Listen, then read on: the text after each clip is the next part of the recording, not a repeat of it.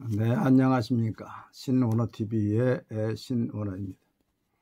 오늘은 민수기 14장 1절에서 5절 말씀을 가지고 엎드림이라는 제목으로 말씀을 전하겠습니다. 모세와 아론은 백성과 하나님 앞에 자주 엎드렸습니다. 성경을 찾아보면 한 4번 엎드린 내용이 나오는데, 첫째는 민수기 14장 5절입니다. 모세와 아론이 이스라엘 자손의 온 회중 앞에 엎드린지라. 12명의 정탐꾼을 뽑아서 가나안 땅에 보내서 40일을 정탐하고 돌아왔습니다. 좋은 소식을 기대했던 백성들은 그 정탐들이 그 땅을 악평할 때에 분노하게 되었고 실망하게 되었고, 그것이 분노로 이어졌고 모세를 향해서 이제 대항에 일어나게 되었습니다. 한 지휘관을 세워서 다시 애굽으로 돌아가자고 했습니다. 모세의 지도를 받지 않습니다. 모세의 컨트롤을 받지 않습니다. 그때 모세가 아론과 더불어 하나님 앞에 엎드립니다. 두 번째, 민수기 16장 4절 보면 고라가 다단과 아비람, 벨렉과 유명한 지휘관 250명과 더불어서 모세를 대항해서 일어날 때, 그때에도 모세는 하나님 앞에 엎드렸다고 했습니다. 세 번째로는 고라가 죽고 250명의 지휘관이 죽은 다음 날 백성들이 또 일어났습니다. 이튿날 이스라엘 자손의 온 회중이 모세와 아론을 원망하여 이르되, 너희가 여호와의 백성을 죽였도다. 회중이 모여 모세와 아론을 칠 때에 회막을 바라본즉 구름이 회막을 덮었고 여호와의 영광이 나타났더라. 모세와 아론이 회막 앞에 이르며 여호와께서 모세에게 말씀하여 이르시되, 너희는 이 회중에서 떠나라. 내가 순식간에 그들을 멸하러 하느라 하시매 그 두 사람이 엎드리니라.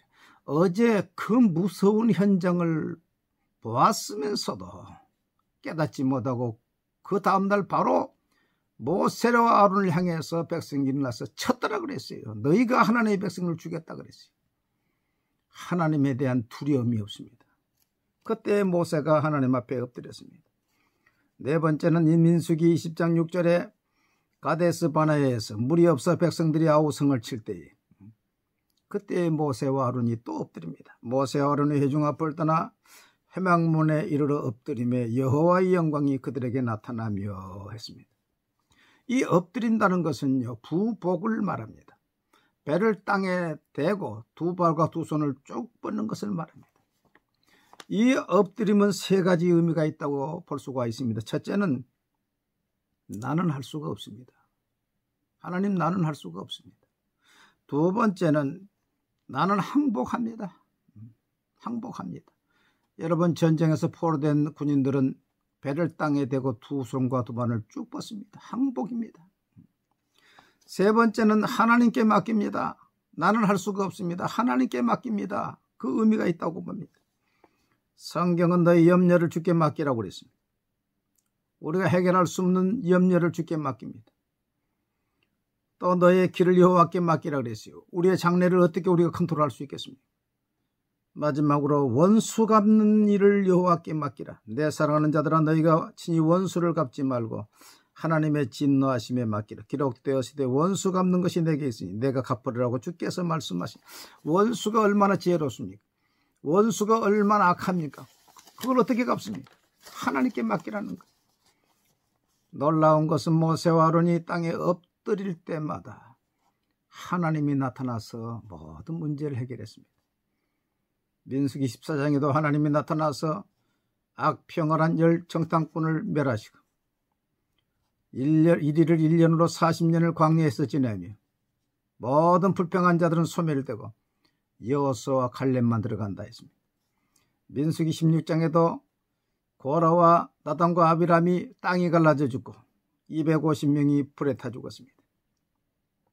이를 보고도 다음에 일어나서 모세를 친 백성들에게 연병이 발병해서 14,700명이 죽었다고 했습니다.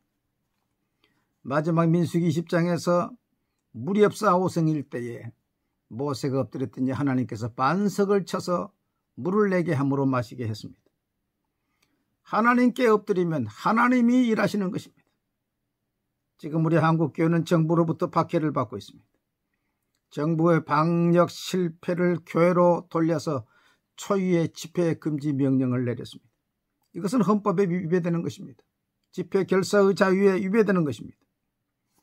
그렇기 때문에 이제 한교연이나 부산지역교회연합회에서는 이건 받아들일 수 없다. 우리는 예배를 강행하겠다.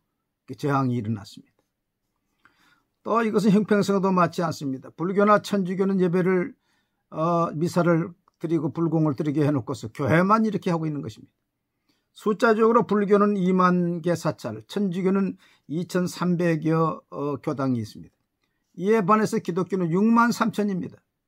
식당 한두 곳에서 코로나가 발병했다고 해서 전 국가의 식당을 문 닫으면 되겠습니까?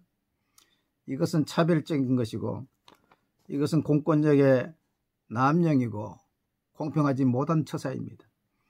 교회 말살 정책을 지금 하고 있는 것입니다. 이때 우리는 어떻게 해야 되겠습니까?